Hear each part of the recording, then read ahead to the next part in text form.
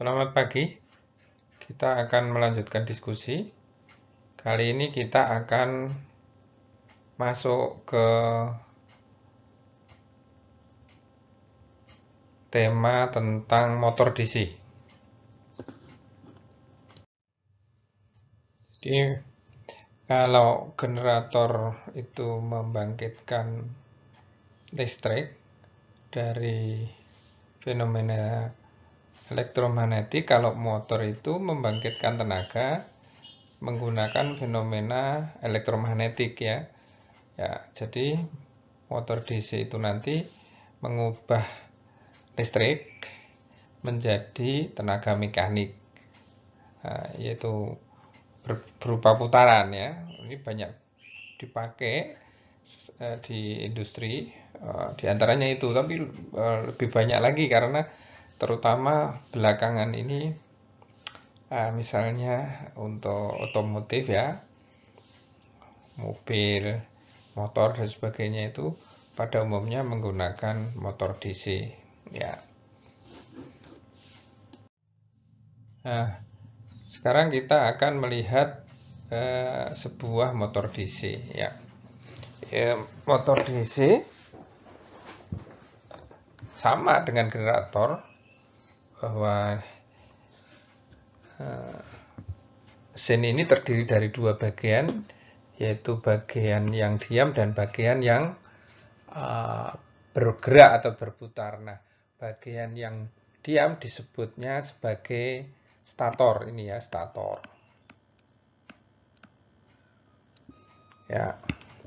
Nah, bagian yang bergerak itu disebutnya sebagai rotor. Nah, ini yang dalam ini rotor. Ya. Nah, sebenarnya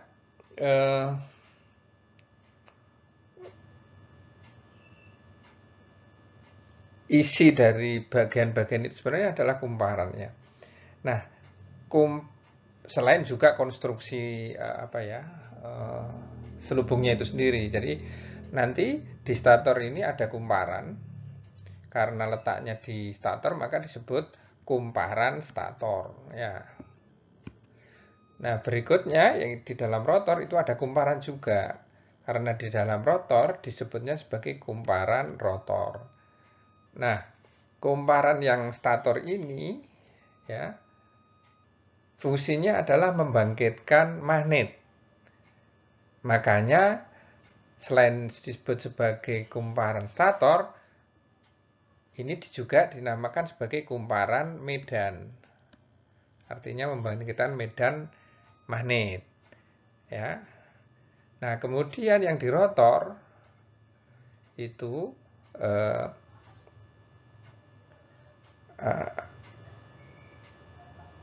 kalau di generator itu tempat dibangkitkannya listrik, sehingga kumparan yang di dalam rotor itu sering juga disebut sebagai kumparan jangkar. Ya. Nah, kalau motor itu listrik yang dihasilkan keluar, nah sekarang kalau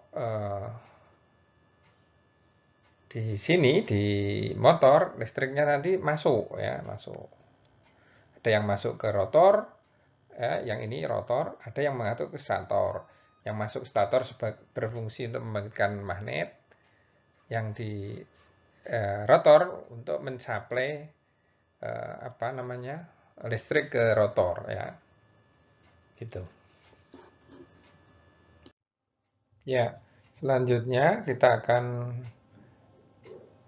diskusikan bagaimana motor itu bisa bekerja, mengubah daya atau tenaga listrik menjadi tenaga mekanik yang berupa putaran ya.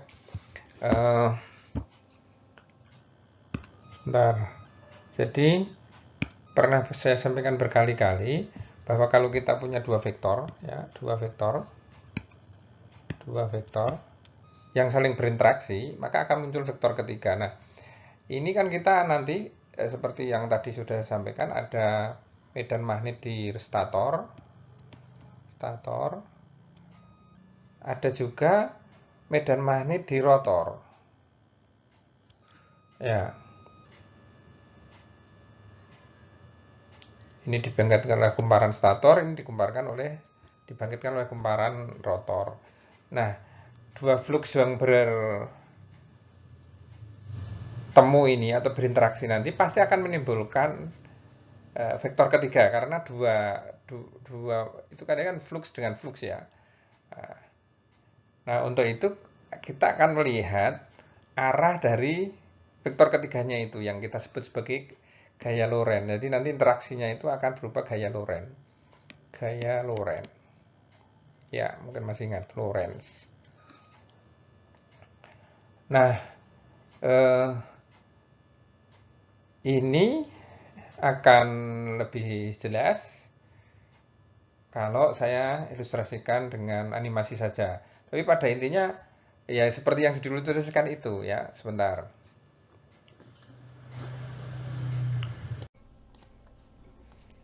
Ya, kita akan melanjutkan diskusi tentang bagaimana munculnya gaya Lorentz. Nah, tadi sudah kita singgung sedikit ya. Nah, ini akan kita ilustrasikan pakai aplikasi ini ya. Jadi kalau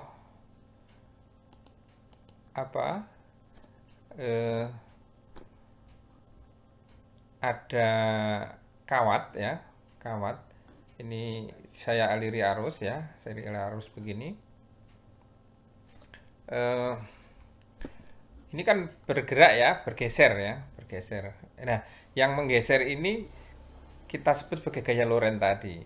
Nah, sekarang bagaimana itu terjadi ya? Pertama, ini ilustrasi ini yang merah itu kutub utara, yang hijau kutub selatan, berarti arah fluksnya ke bawah. Ya. Dan arah arusnya kalau seperti ini kan sebenarnya menuju ke kiri ya. Nah, nih. Ya, sorry sebentar nih. Ke kiri atau keluar dari bidang gambar lah ya gitu. Nah sementara tadi geraknya itu sudah kita lihat ke kanan ya. Nah, kanan. Nah ini kalau kita terapkan hukum tangan kiri kan tadi kan persis sama nih ya. Tadi telapak kanan kita menghadap ke datangnya flux ya. Kemudian arusnya itu menuju ke arusnya sesuai arah jari-jari ya. Ya. Maka fluxnya akan mengikuti ibu jari kan ya. Nah, sesuai kan? Nah, itu hubungannya ya. Jadi mungkin saya tegaskan. Jadi flux yang dari magnet atau flux stator itu diilustrasikan oleh magnet tetap ini. Nah, kemudian flux yang dibangkitkan oleh listrik itu kan mengikuti hukum terskrup atau tangan kanan itu ya.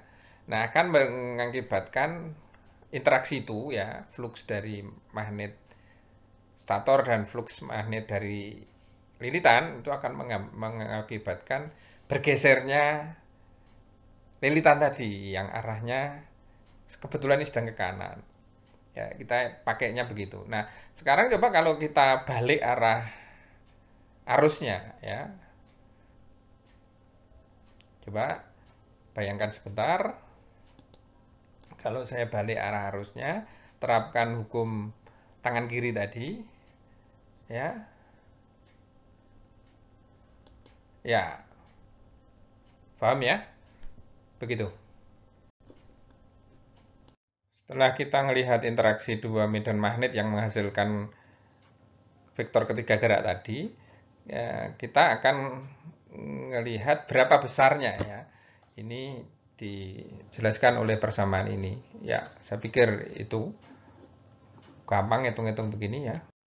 Nah, ini ilustrasi bagaimana gaya Lorentz tadi terjadi ya. Ini sebenarnya bukan gaya dorong atau gaya tarik, tetapi mungkin dapat dianalogkan dengan prinsip Bernoulli yang diterapkan di pesawat itu. Jadi kalau kalian tahu bahwa pesawat itu kan dorongannya kan ke depan, tapi mengapa kok dia dia bisa naik kalau sedang take off itu ya. Nah, itu karena konstruksi sayapnya yang menyebabkan kerapatan udara di atas lebih rendah daripada kerapatan udara di atas. Jadi walaupun didorong ke depan, dia akan naik ke atas. Nah, sama gaya Lorentz ini sebenarnya bukan gaya tarik atau gaya dorong, tetapi akibat rapat muatan di sebelah kiri dan sebelah kanan dari kawat berarus ini berbeda. Jadi kalau ini ilustrasi ya, arah arusnya meninggalkan kita, arah fluksnya ke bawah. Nah, arah flux yang ditimbulkan oleh magnet kan sesuai arah jarum jam ya. Nah, sehingga kerapatan di sebelah kanan itu akan lebih rapat, yang kiri longgar. Makanya dia akan bergeser ke sebelah kiri ya. Itu sebabnya ya, penyebabnya adalah itu. Oke. Tadi kita baru diskusi bagaimana gaya Lorentz itu di satu titik ya, padahal kita tahu bahwa di dalam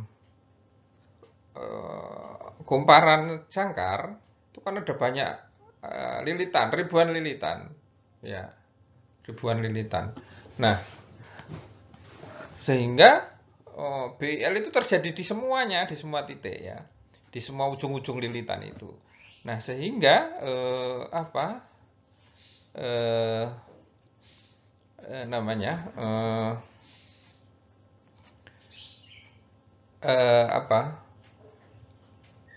tadinya geserannya yang sedikit, tetapi coba kita lihat begini, sebentar. Ya, jadi kalau ini katakanlah ya, ini ke bawah ya, ke bawah, ini ke atas ya. Sementara kan ada banyak kumparan yang lilitan yang lain ya, misalnya ini banyak. Nah, ini kan semua memberi arah yang secara tangensial mirip ya. Nah, sehingga dia akan eh, tenaga yang dipakai kan bukan lagi geseran translasi, tapi terjadi rotasi karena kan saling sambung menyambung ya. Jadi begitu bergerak sedikit, tempat itu sudah ditempati oleh lilitan stator yang lain sehingga dia akan berputar ya. Ya, akan berputar begini. Ya. Paham ya? Secara lebih dalam besarnya tenaga putar yang terjadi di dalam rotor di kumparan jangkar dan juga nanti di porosnya ya. Tapi sebelum itu mestinya tolong dibaca lagi tentang pengertian umum tentang torsi ya, gitu. Nah, kalau torsi di jangkarnya, besarnya bisa ditentukan dengan persamaan ini nanti ya. Oke. Nah, kemudian berikutnya, torsi yang di jangkar tadi pasti akan lebih besar dengan torsi yang ada di poros, di asnya. Ya, ya. Jadi pasti ada ini, pasti ada apa? Semacam losses ya, semacam losses.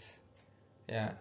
Jadi nanti torsi yang di poros itu pasti dikurangi losses-losses, misalnya rugi inti, rugi gesek dan sebagainya ya. Ya. Selain juga jangkarnya sendiri itu kan menyerap energi karena dia punya hambatan dalam ya. Nah, nanti juga tolong dibaca, dicari apa itu BHP. Brake horsepower. Brake horsepower itu apa? Nanti tolong dibaca. Ya.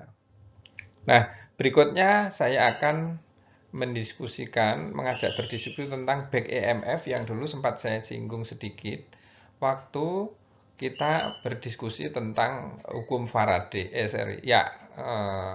prinsip Faraday. Ya. Ini nanti mungkin akan lebih enak kalau saya saya gambarkan aja di whiteboard ya.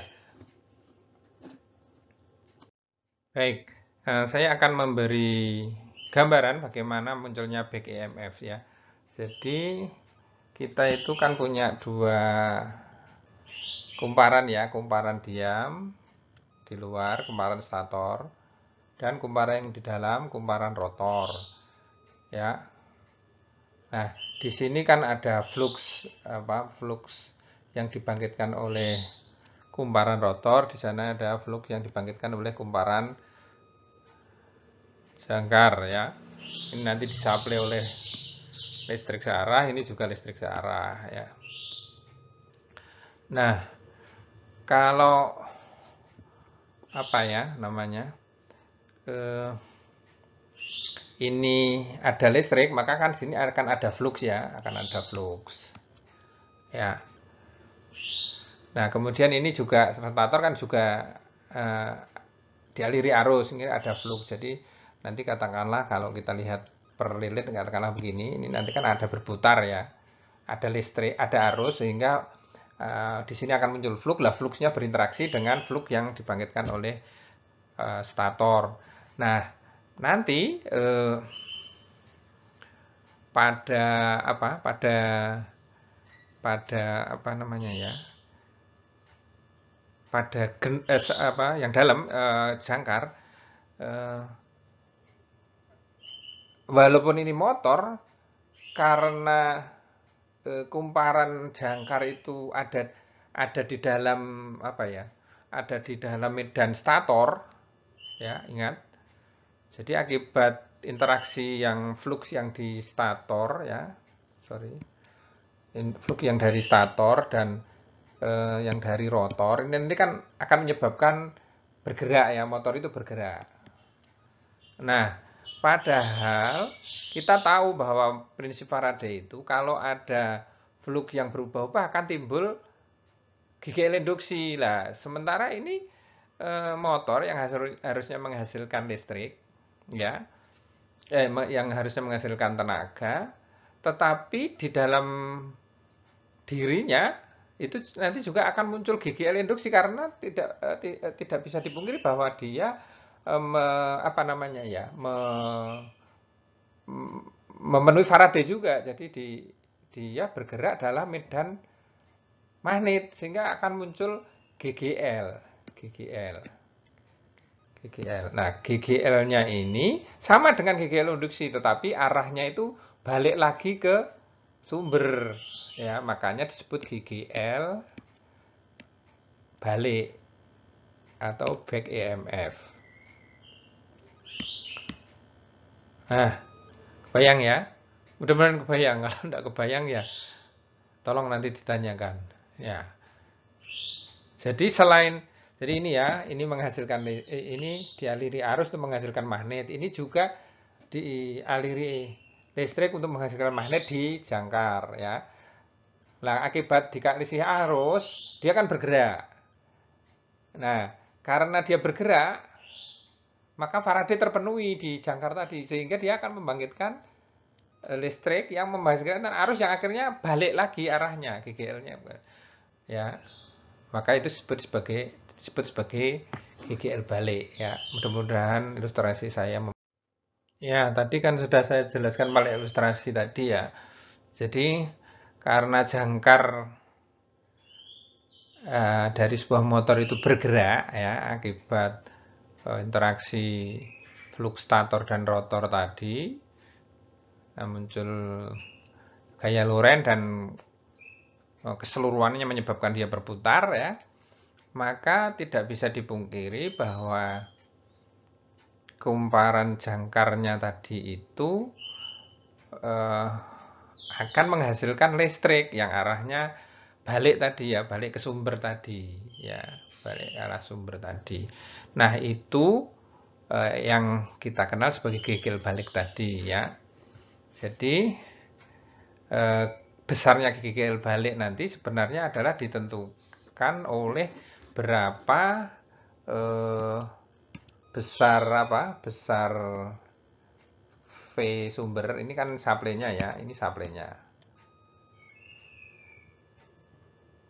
Tergantung juga oleh berapa besar hambatan jangkarnya.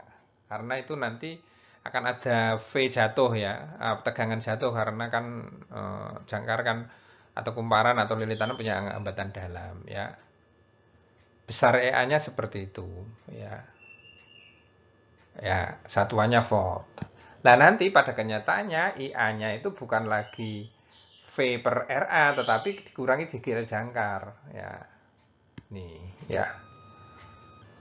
Begitu. Mudah-mudahan kebayang. Nah, ini sekaligus menunjukkan ke adik-adik saat saya mendiskusikan tentang Faraday, di mana dulu E itu sama dengan minus d flux per dt, ada N ya. N-nya udah tahu kumparan, lilitan, jumlah lilitan. Minusnya apa? Ya, ini dulu kan saya sebut sebagai memenuhi kaidah Lenz, hukum Lenz ya. Nah, minusnya itu artinya sudah kita lihat sekarang bahwa nanti listrik yang dibangkitkan itu akan berlawanan arah dengan sumber arah pembangkit medannya gitu loh ya. Tadi kan arahnya berlawanan tuh.